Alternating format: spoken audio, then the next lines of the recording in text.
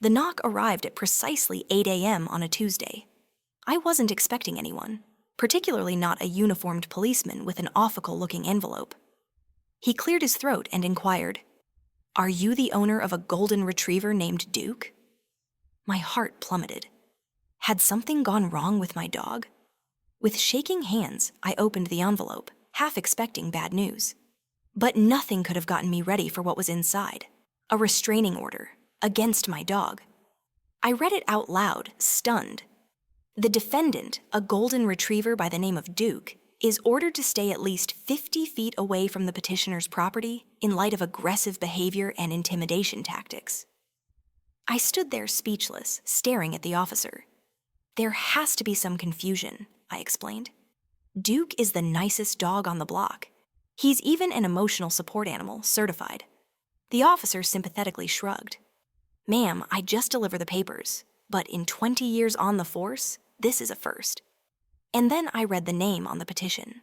Karen Henderson, president of our homeowners association. Of course it was Karen. My wife Sarah and I had relocated to Maple Grove Estate 6 months prior, attracted by the serene beauty and perfectly manicured lawns. It was ideal for us, and for Duke, our soft-spoken, affectionate 3-year-old golden retriever. Duke had been my support system after coming back from overseas military duty, always staying close when the anxiety attacks came on, recognizing it before I did. The neighbors adored him. Mrs. Peterson next door perpetually had a treat in her hand. The neighborhood children adored him, rushing up for belly rubs and ear scratching. But since we'd come, Karen had been observing us, from behind the lace curtains, or as she paced around her yard with a clipboard. Sarah teased that Karen monitored grass height in a spreadsheet. In truth, I didn't even question it. The harassment began small. 3 weeks in, I discovered a citation stuck to our door. Duke's leash, she said, was 6 inches too long according to the HOA. I measured it. It was within limit. Nevertheless, I clipped it short, not wishing to have trouble. A week later, yet another citation. Excessive barking with aggressive intent. Duke hardly ever barked, and when he did, it was the happy sort, most often at a squirrel. I questioned neighbors. They all said the same. Duke was quiet, kind. Then came the notorious hydrangea incident. Karen's prize blue hydrangeas edged her yard alongside the sidewalk. Duke's tail touched them one night as we strolled past. Just his tail happy, wagging, no harm. Karen burst out of her front door like a missile. That animal ruined my award-winning hydrangeas. She glared angrily at Duke, sitting wagging, tongue lolling, completely unconcerned. I looked over the plants, flawlessly unchanged. But Karen was already snapping pictures and cursing property damage. Things came to a head on a chilly October morning. We were strolling by her home when Karen emerged in a pink bathrobe, clipboard clutched in her hand. She let out a sudden shriek. "He's showing his teeth!" "He's baring his fangs." She stumbled backward dramatically.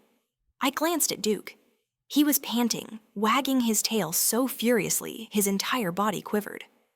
"Ma'am," I explained quietly, "he's panting. Dogs pant when they are happy or it's hot."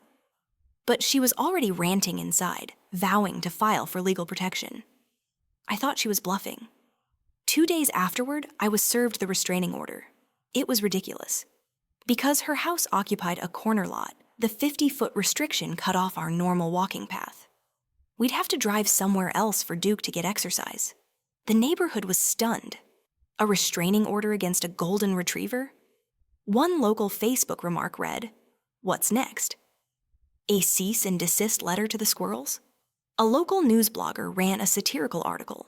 Local dog accused of aggressive tail wagging and unauthorized happiness. But Karen doubled down. At the next HOA meeting, she presented a PowerPoint about dangerous animals, proposing neighborhood-wide surveillance to track Duke's movements. Everyone was too scared to stand up to her. She had been president for 8 years and was in control like an iron fist. She even threatened to fine people for letting Duke walk by their houses. That's when the Johnsons, who lived 2 streets away, stepped up. Their front door camera caught something. The recording of the morning Karen alleged Duke bared his fangs was appalling. Karen was observed hiding behind a tree. Duke and I walked by, and she sprang out and sprayed something in his face. Duke flinched back, sneezed, and opened his mouth wide, trying to brush it off. There was writing on the bottle of spray: white vinegar. She had goaded him intentionally, then used his response to accuse aggression. I took the footage to the police. The same officer who served the restraining order watched it and shook his head. "Ma'am, you're lucky your dog's so well behaved. Most animals would have reacted far worse. This is clear-cut animal abuse." That video spread fast. It went viral. Animal rights groups, news outlets, and neighbors all shared it. Duke became a symbol, the lovable outlaw, a gentle hero. The indignation created a surge of accounts. Karen had ticketed the Martinez family because their daughter's chalk drawings were too distracting. She'd reported Mr. Chen to code enforcement for having garden gnomes. She even attempted to prohibit multicolored Christmas lights. An image emerged. Karen wasn't defending the neighborhood. She was bullying it. The police moved quickly. One Thursday morning, 3 police cars arrived outside Karen's home. She was arrested for harassment, making a false report to the police, and animal cruelty. As she was handcuffed and led away, she went on a tirade about snowflake neighbors and dangerous dogs. The local television station broadcast a piece with the title, "Hero Dog Harassed by HOA President." Duke sat next to the anchor, tail thumping as he bestowed a friendly paw shake on live television. Karen was convicted, 6 months in county jail, $3,000 in fines. The HOA board voted unanimously to eject her, disqualifying her from any form of leadership for 10 years. The restraining order was dismissed outright. Duke was awarded an honorary certificate from the city for services to emotional resilience and community harmony. The greatest victory? He became the face of a regional animal rights campaign. Don't judge a dog by its tail. Karen saw the billboards from jail. Duke's cheerful face grinned from every direction. And there was nothing she could do about it.